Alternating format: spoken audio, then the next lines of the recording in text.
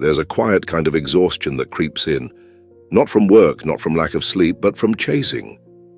Chasing people who don't text back, chasing jobs that ghost you after the third interview, chasing dreams that feel like they belong to someone else.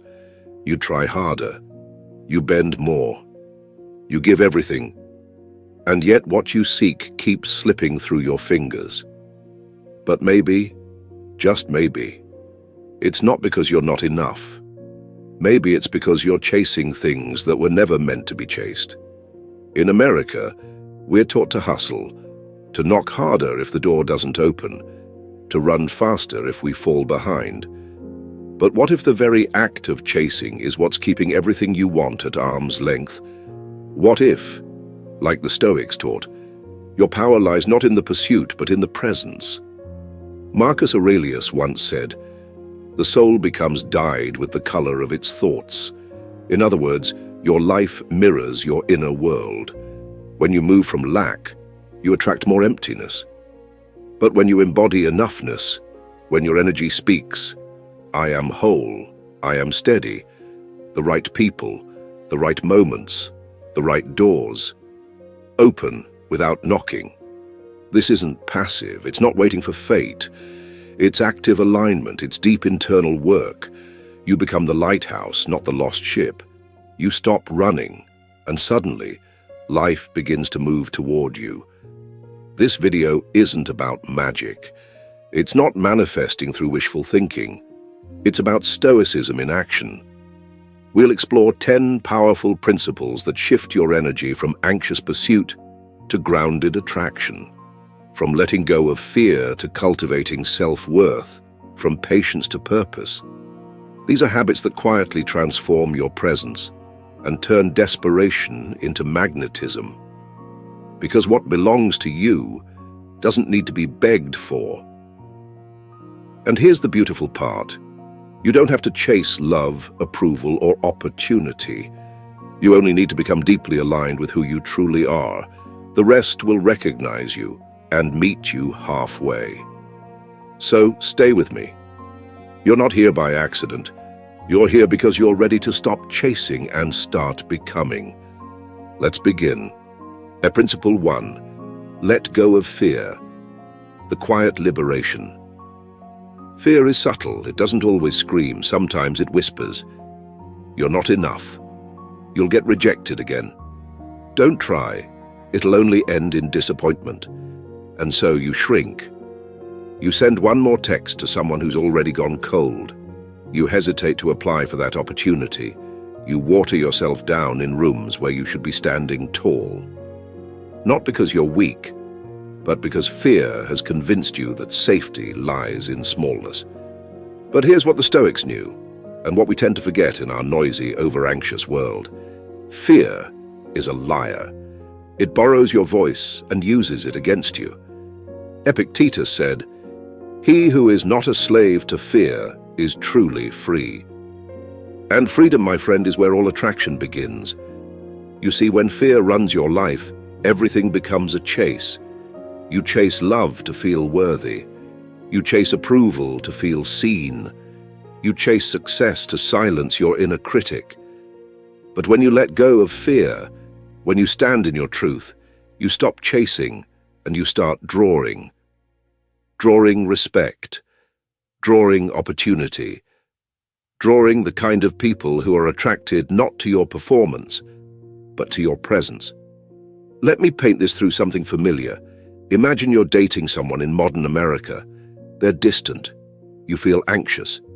You double text, over-explain, lower your standards, all because fear whispers, if you don't try harder, they'll leave. But here's the paradox. That fear, that clinginess, that anxious chase, it repels exactly what you're trying to hold on to. Now picture this instead. You step back. You honor your own time and peace. You stop asking for what isn't being offered. And suddenly you become magnetic. Not because you played a game, but because you released the fear that said, "I'll be nothing if they walk away." And when fear is gone, you're not just attractive, you're unshakable. The same applies to work, to friendships, to the risks you're afraid to take. Most of what holds you back isn't a lack of ability, it's fear of what might happen if you fail. But failure isn't the enemy. Fear is. Because fear robs you of momentum. It turns possible futures into mental prisons. So how do we let it go? First, name it. Don't run from fear.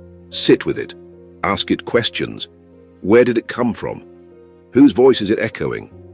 Most fears are inherited, absorbed, not chosen, and anything learned can be unlearned. Second, challenge it. What's the worst that could happen? And if it does, so what? You survive, you learn, you try again, stronger. The Stoics taught us not to fear what is outside our control, rejection, outcomes, other people's opinions. These are externals. But your courage? That's yours, always. Third, move anyway. You don't need to feel brave to be brave. Action dissolves fear. Every step forward, no matter how small, is a declaration. You don't own me anymore. And slowly, something beautiful happens. The anxiety fades, the overthinking quiets, and in its place, peace arrives. Not because life became easier, but because you became freer. Letting go of fear doesn't mean becoming reckless. It means becoming real. Fearless doesn't mean you feel no fear. It means fear doesn't get to decide. And once fear loses its grip, you'll begin to notice the shift. People respond to your calm. Opportunities come with less resistance, and you begin to live not from desperation, but from alignment. You're not chasing anymore. You're attracting. And it all starts with this. Let go. Let go of fear. And let what's meant for you come home. Our principle 2. Visualize success. See it before you live it. Close your eyes for a moment. No, really, close them. Now picture this. You're waking up in a space that feels like home. Not just in walls and furniture, but in peace. You've stopped rushing. You're not chasing anything or anyone. You're moving with intention. You know who you are. You know what matters. And you're living it. That's not fantasy. That's a future waiting for permission. And that permission, it comes from you. Visualization is not delusion. It's design. The Stoics may not have talked about vision boards or modern manifestation trends, but they understood something deeper. The soul becomes dyed with the color of its thoughts. Marcus Aurelius said that. And he wasn't just being poetic, he meant this. What you focus on, you become. What you rehearse in your mind, you begin to live in your body. And what you consistently imagine, you start to move toward. But let's make this practical. Say you're stuck in a dead-end job. You hate Mondays, you dread meetings, and your creativity feels caged. Every morning you wake up already counting the hours until you can clock out. Sound familiar? Now, imagine instead visualizing something better. You see yourself walking into a space where your ideas matter. You feel the confidence of someone who owns their time. You picture yourself energized, speaking with clarity, making an impact. You can even hear the sound of your own laughter because you're not surviving anymore. You're living. When you consistently hold that image, not once, not casually, but as a quiet ritual, something remarkable happens. You begin to make decisions as if that version of you already exists. You start saying no to what drains you. You move differently. You carry yourself with the posture of someone who believes they belong in the life they imagine. This isn't spiritual fluff, it's psychology, it's neurology. It's the mind conditioning the body to expect something greater and behave accordingly. Now, here's the Stoic twist. You visualize success not to obsess over outcomes, but to align your present self with your highest values. You use the vision not to control the future, but to prepare your character for it. Because the truth is, no matter how many barriers you face, no matter how long it takes, You'll never rise above the image you hold of yourself. If your mind sees only limitation, your actions will follow suit. But if your mind sees strength, clarity, purpose, you become the architect of a different future. So start small. Spend 5 quiet minutes each day seeing your best self. Not the perfect self, not the idealized Instagram version. Just the most aligned you. Calm, focused, grounded, free. Picture that version of you walking through the world, speaking with kindness, moving with certainty, living in integrity. And then, open your eyes and act like you believe it's possible. Because the more clearly you see it, the more naturally you live it. Visualize success, then live like it's already on its way. Because if you can see it, you can build it. And the world tends to open its doors for those who already walk like they belong inside. Principle 3. Do your best and let go. Make peace with the unknown. There's a quiet strength in doing your best and then releasing your grip. But let's be honest, that's not what we were taught. We were raised to believe that if we try hard enough, obsess long enough, stress deeply enough, things will bend to our will, that the outcome is ours to command, that certainty can be earned through control. But reality, life in the real world, with bills, rejections, miscommunications and surprises, teaches us something else. You can give it everything you've got and still not get the result you hoped for. That's not failure, that's life. A job interview you prepared for, heart-pounding, answers rehearsed, still goes to someone else. A relationship you poured into ends anyway. A project you slaved over gets ignored. It's not because you didn't care. It's not because you weren't good enough. It's because results aren't promises, they're possibilities. The Stoics knew this. They taught, make the best use of what is in your power and take the rest as it happens. Epictetus didn't say, try harder. He said, focus on what you can control and let go of what you can't. That's not giving up, that's growing up. Imagine you're planting a garden. You choose the best soil. You water every day. You protect it from the harsh sun. That's your part. But you can't force the rain. You can't command the seasons. You can't yell at the seeds and make them grow faster. You do your best. Then you let go. In modern life, this might look like preparing with excellence, then refusing to ruminate. It's sending the email and not refreshing the inbox every hour. It's walking into the meeting calm, not desperate to control the outcome. It's loving someone deeply without gripping them tightly in fear of loss. Letting go is not weakness, it's wisdom. It's saying, I will not sacrifice my peace for what I cannot control. This mindset changes how you move through life. You stop chasing validation. You stop fearing uncertainty. You become someone who radiates effort without anxiety, presence without pressure. So how do you live this? Define your part. Know exactly what is in your hands, your attitude, your preparation, your choices. Give it everything. Not half-hearted, not maybe, not, if I feel like it, your full integrity, your full self. Then release it. Breathe. Detach. Trust. If it works out, good. If it doesn't, better. Because you still walk away with your dignity intact and your peace unshaken. This is the Stoic contract with life.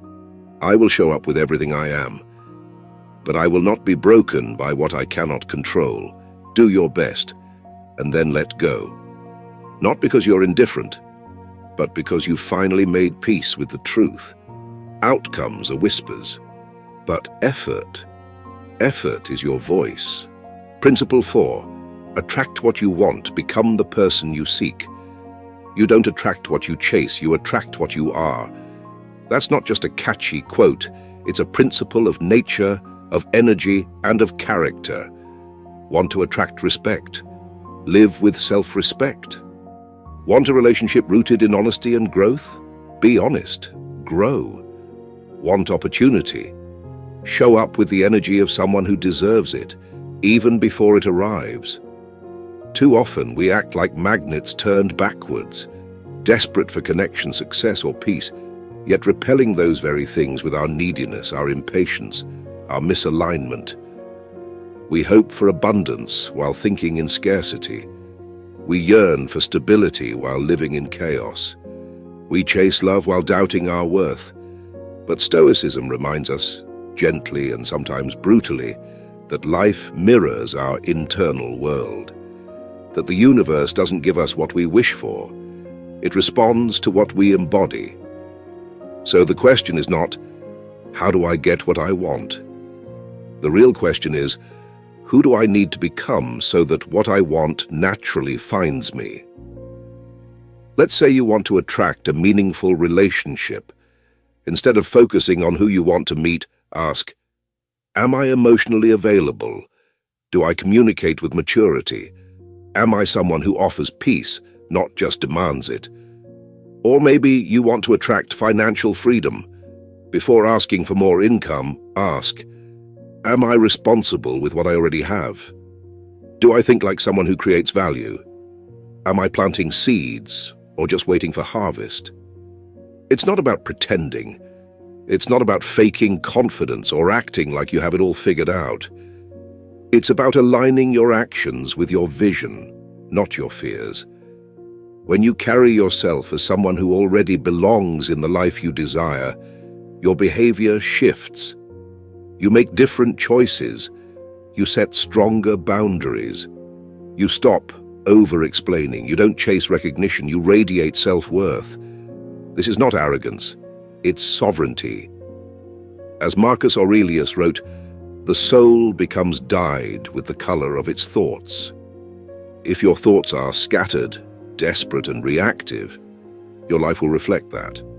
But if your thoughts are focused, grounded, and intentional, you'll start to attract people, opportunities, and outcomes that resonate on that same frequency.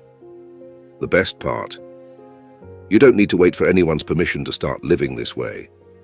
You can begin today by refining your habits, your mindset, your self-talk, by surrounding yourself with people who elevate you, by letting go of what no longer aligns with who you're becoming. Because here's the secret. The most magnetic people aren't loud, they're clear, they're not perfect, they're present. They don't force anything. They simply live in such alignment that what's right for them can't help but be drawn in. So, stop chasing, start becoming. If you want to attract peace, move like someone who's done with chaos. If you want to attract love, live like someone who already knows their worth. If you want to attract success, show up as someone who respects the process more than the applause. Live your life like it's already yours. Because in many ways, it is. Or Principle 5, release control. Let life flow through you, not around you. Control is a beautiful illusion, and the tighter you grip it, the more life slips through your fingers. We're taught to plan, to calculate, to take charge of our future. But Stoicism asks a deeper question. What exactly are you trying to control, and at what cost? You can control your effort. You can control your attitude. But you cannot control how others feel about you. You cannot control the weather, the economy, or even whether the person you love will love you back. And yet, this is where we exhaust ourselves. In the relentless attempt to bend outcomes to our liking, to script conversations, to prevent disappointment, to force timing, to avoid uncertainty. But here's the paradox. The more you try to control things outside yourself, the more out of control you feel on the inside. Think about the last time you tried to fix a situation, a strained relationship, a delayed opportunity, a person who wouldn't behave the way you wanted. Did clinging make it better, or did it leave you anxious, depleted, and resentful? Control is seductive because it offers the illusion of safety. But it's a prison cell in disguise. Real power doesn't come from controlling everything. It comes from trusting the process while mastering your response. As Epictetus said, Make the best use of what is in your power and take the rest as it happens.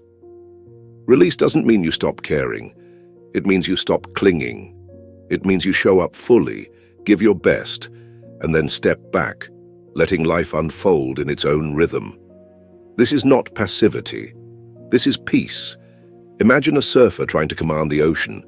He doesn't yell at the waves. He learns to read them, to ride with them, to fall without panic and rise without ego.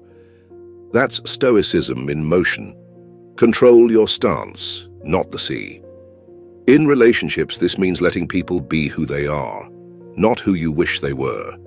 It means communicating clearly, loving fully, but not losing yourself in the outcome. In your goals, it means working with intention but surrendering the timeline, because desperation chases opportunities away, but calm confidence attracts what's aligned. Letting go of control is a daily practice. It's breathing through uncertainty. It's saying, "This is hard, but bravo, but I don't have to resist it." It's choosing stillness over struggle, wisdom over worry. So ask yourself today, where am I gripping too tightly? What would it look like to trust instead? Because the moment you release control, something remarkable happens. Your energy returns, your clarity sharpens, your presence deepens. And life? It begins to meet you, not because you forced it, but because you made space for it to flow. Before we move forward, if you're still here watching, thank you. The fact that you've made it this far tells me something about you. You're not just consuming content. You're searching for truth, growth, and something deeper. And that's what we're building here. A place for people who want more than just motivation. If this resonates with you, please take a moment to subscribe, like, or share this video. Your support helps this community grow and helps the message of Stoic wisdom reach others who need it too.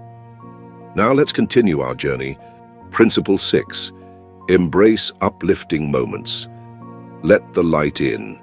In a world constantly pushing us to chase the next thing, the next goal, the next achievement, the next fix, it's easy to miss the tiny sparks that are already here. You see, it's not always the grand victories that transform us. Sometimes it's a warm cup of coffee on a quiet morning, a smile from a stranger, a moment of laughter when everything else feels heavy. These aren't distractions from the real work. These are the work. Stoicism isn't about being stoic-faced or emotionally numb. It's about being fully alive, aware, grateful, and present. It teaches us that life isn't measured only by milestones, but by the quality of the moments in between. Seneca once wrote, "True happiness is more us to enjoy the present without anxious dependence upon the future." And yet, how many of us are guilty of rushing through our lives, eyes fixed on some distant someday? We overlook the beauty that's right in front of us, and we wonder why life feels empty, why we feel disconnected. The truth is, joy doesn't need to be earned. It needs to be noticed. When you learn to embrace uplifting moments, really pause and let them land, you begin to shift your energy. You become less reactive, more grounded, more magnetic. People feel that calm in your presence. They feel your appreciation for life, and they're drawn to it. Try this. Instead of starting your day by checking your phone, step outside. Feel the sun on your face. Listen to the wind.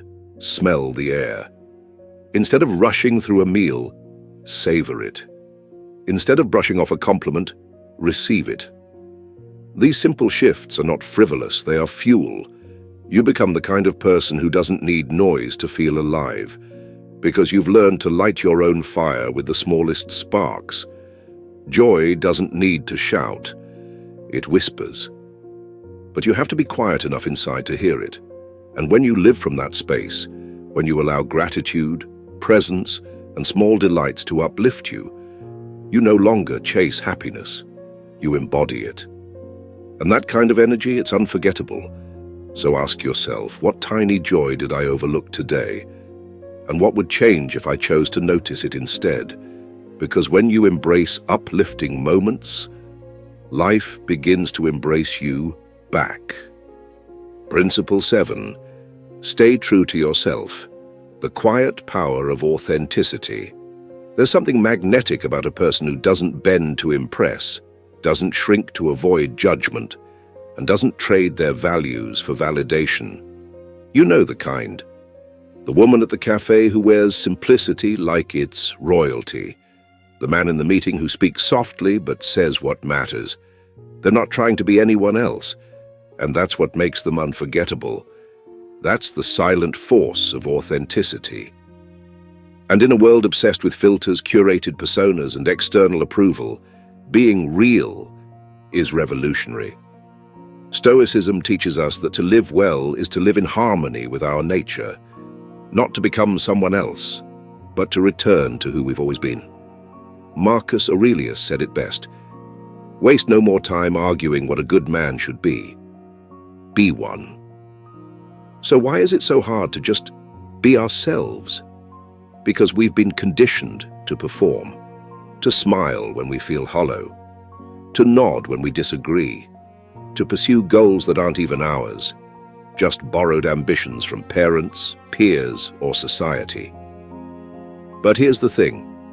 Every time you betray your truth to fit in, you trade long-term peace for short-term comfort. And that's a bad deal. Authenticity isn't about rebellion. It's about alignment.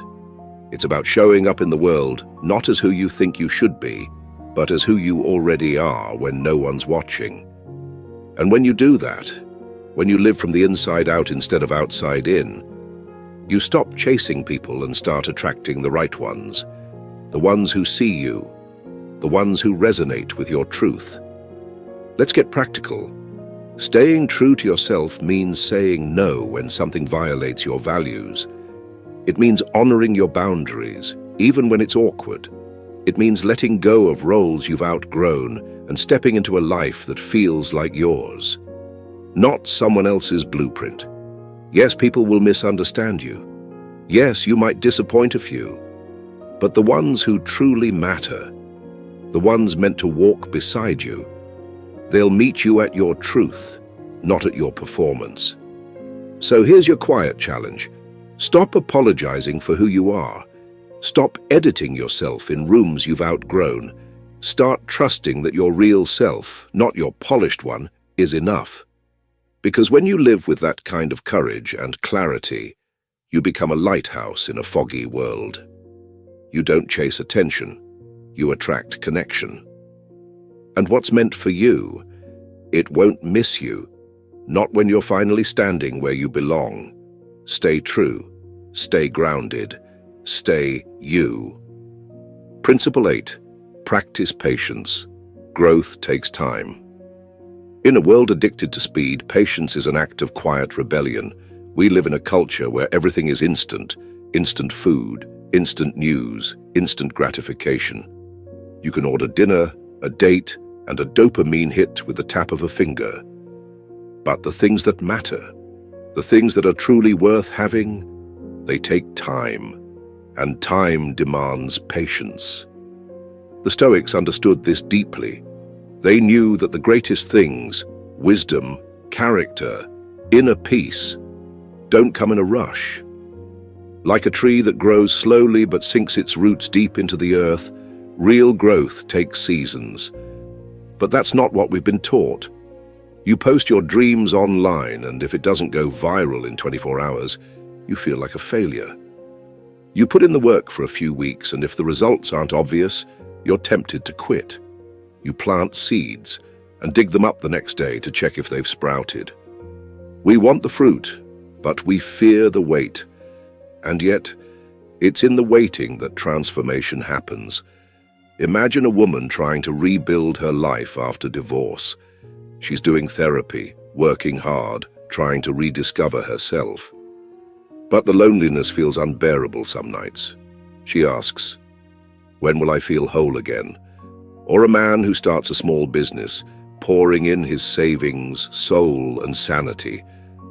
Month after month, the profits are minimal. He questions, was this all a mistake? What Stoicism reminds us is this: growth is not always visible, but it is always happening. Marcus Aurelius wrote, "No great thing is created suddenly. There must be time. Give time." Patience doesn't mean passivity, it means presence. It means showing up day by day, not because the results are immediate, but because the process itself is shaping you into who you're meant to be.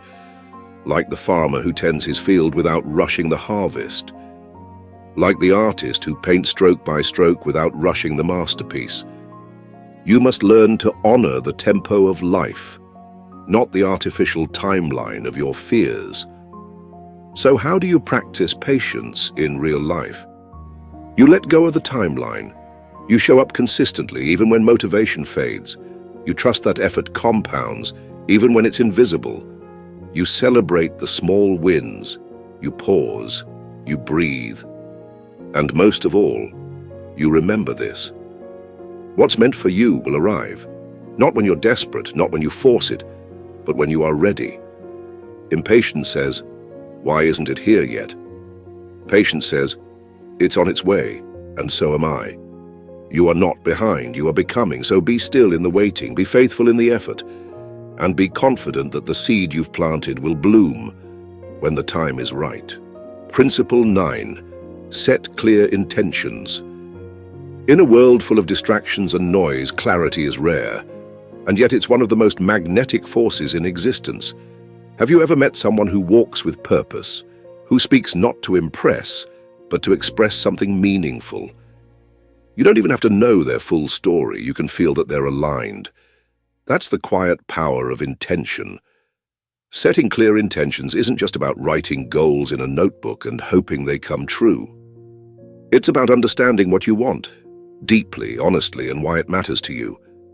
It's the inner compass that points you forward when the world tries to pull you in 100 directions. Without intention, your energy is scattered. With it, your life becomes a focused beam of quiet force. The Stoics understood this. Seneca wrote, "If a man knows not to which port he sails, no wind is favorable." You can be ambitious, talented, full of potential. But if you don't know what you're aiming for, you'll drift. You'll chase after what's loud and shiny instead of what's right and meaningful. So ask yourself, what do I truly want? Not what others expect, not what looks good on paper, but what genuinely resonates with my core values. What does the most authentic version of me desire to create, become, or experience in this life? When you know your intention, you begin to live on purpose. You start saying no to what's not aligned. You stop forcing what isn't meant for you. You begin to attract opportunities, relationships, and experiences that match your inner frequency. Not because you're chasing, but because you're clear. Think about it like this. If your life was a radio signal, your intention is the frequency you're broadcasting. When it's fuzzy or mixed with other people's expectations, the signal is weak. But when you tune in precisely to what matters most, your signal becomes strong, clean, unmistakable, and what's meant for you hears it. Setting clear intentions also reshapes your behavior. If your intention is to be deeply connected in your relationships, you'll start listening better. If your intention is to be healthy, you'll begin to treat your body with more respect. Intention is not just a thought, it's the seed from which all action grows. And here's the beauty. Your intention doesn't have to be loud, flashy, or even big. It just has to be true. Maybe your intention is to live with more peace, to write every day, to show up more fully with the people you love. When these intentions are real, they begin to change how you carry yourself, and that change is magnetic. So today, take a moment, breathe, reflect, strip away the noise, the pressure, the shoulds and musts. What do you actually want? What would feel aligned, not just successful, but meaningful? Write it down, say it aloud, let it settle into your bones. Because when your intention is clear, your path may not be easy, but it becomes unmistakable. And that's how you stop wandering and start attracting. Let the world move around you. You stay rooted in purpose. That's how the right things find you. Principle 10. Cultivate self-love and self-worth. There is a quiet revolution that begins the moment you stop seeking permission to feel worthy. Not from others, not from your past, not from achievements, but from within. Self-love is not about gazing into the mirror and reciting perfect affirmations. It's not about spa days or treating yourself, though those have their place. True self-love, the kind that shapes your reality and transforms how others see you, is an act of deep responsibility. It's looking at yourself, flaws, scars, mistakes, and saying, even with all of this, I choose to honor who I am. The Stoics believed that a person's character was their highest possession. Epictetus said, know first who you are and then adorn yourself accordingly. Self-love begins right there, not in comparison, not in performance, but in knowing who you are. And once you do, you begin to carry yourself differently. Because when you respect yourself, you stop tolerating what disrespects you. You no longer chase validation from people who barely understand you. You no longer shrink to fit someone else's comfort zone. You begin to live with quiet dignity, unapologetic, unshakable. And here's what's extraordinary. The world reflects it back. When you show the universe how you deserve to be treated, through your choices, your boundaries, your standards, it listens. People mirror your energy. Life rises to meet your vibration, not because you forced it, but because your worth spoke for itself. Think of the people who carry a quiet magnetism. It's not arrogance, it's not performance, it's self-respect. You can feel it in their presence. They aren't trying to prove their worth, they embody it. And that's what you're called to do. To stop apologizing for your existence. To stop waiting until you're thinner, richer, smarter, more accomplished to feel enough. You're already enough, but you need to live like you believe it. Start with the small things. Speak kindly to yourself when no one's listening. Nourish your body not out of shame, but out of reverence. Walk into rooms without trying to shrink your energy. Set boundaries not as walls, but as invitations to healthy connection. And most importantly, choose relationships, environments, and goals that reflect your value. Not undermine it. Because when you cultivate self-love and self-worth, you become a mirror for others. You give them permission to rise, to respect, to love more deeply, simply by showing them how it's done.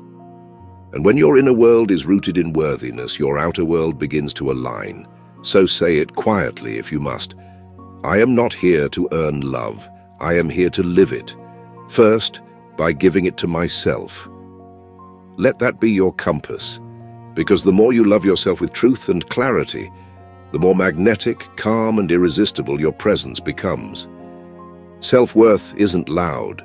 It doesn't demand. It simply is. And the world will listen. Let go of the chase. Become the magnet. In a world that constantly tells us to run faster, try harder, and push more, there is something revolutionary, almost rebellious, in choosing to pause, breathe, and align. We live in a culture obsessed with chasing success, chasing love, chasing relevance. And yet, for all the running, many still feel empty, disconnected, and exhausted. Why? Because what we often chase doesn't come from a place of truth. It comes from fear. Fear of being alone. Fear of not being enough. Fear of being left behind. But Stoicism offers a different path. One not paved by desperation, but by dignity. It tells us this: you are not here to prove your worth. You are here to live it. And when you live it, when you live in alignment with your deepest values, when you cultivate self-respect, when you let go of what you can't control and embrace what you can, something shifts. You stop feeling the need to chase. You start becoming the kind of person who attracts, Not because you manipulate, not because you perform, but because you are deeply rooted in who you are. This is the quiet power of Stoic attraction. It's not loud, it doesn't beg, it doesn't plead, it simply is. And the beauty, it's available to you right now. You don't need to change your face, your past, or your entire life overnight. You only need to begin where you are. You begin by letting go of fear. You begin by visualizing the life you want, not as a fantasy, but as a blueprint for who you must become. You begin by doing your best, then releasing attachment to the outcome. You begin by setting boundaries, embracing joy, practicing patience, staying true to yourself, and above all, by treating yourself like someone worth loving, protecting, and honoring. Because you are. And when your energy comes from self-assurance, not scarcity, you become quietly magnetic. You begin to draw in relationships that feel nourishing, opportunities that feel aligned, experiences that fit not just your ego, but your soul. So here's the truth, Stoic friend. You don't need to chase anything. The right things, the real things, the things meant for you, will find their way. Not because you forced them, but because you became ready. And readiness doesn't mean perfection. It means presence. It means alignment. It means becoming the person who no longer runs after life, but lives it with such clarity, depth, and authenticity that life runs towards you. Let this be your new mantra. I no longer chase, I attract. What belongs to me will come, not through desperation, but through alignment. Start small. Start now. Let go of the noise and step into your quiet power. Because when you stop chasing, you start becoming. And that is where everything begins to change. Thank you for walking this journey with me. If this message spoke to something inside you, if it reminded you of your strength, your worth, or your stillness, then let's keep growing together. Subscribe to the channel for more Stoic wisdom to guide your everyday life. Turn on notifications so you never miss a moment of insight. And if you're ready to stop chasing and start attracting, drop a comment below. I am a magnet. Let's build this inner power, quietly, steadily, together.